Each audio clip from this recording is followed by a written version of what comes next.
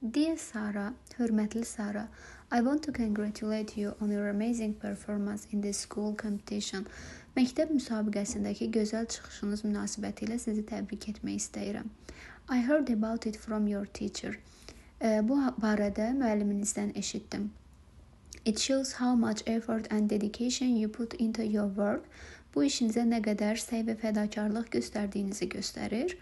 Keep up the great work in the future. Gələcəkdə böyük işlərə davam edin. I'm sure you will continue to achieve success. Əminəm ki, uğur qazanmağa davam edəcəksiniz. Best wish, ən xoş arzularla. Sincerely, John Parker. Hörmətlə, John Parker.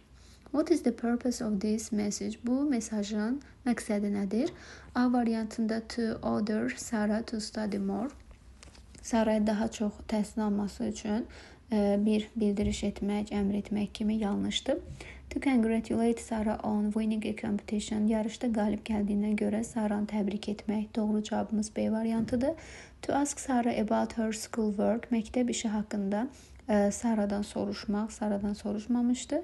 To wish Sarah bad luck in the future. Gələcəkdə pis uğur arzulamaq yanlışdır.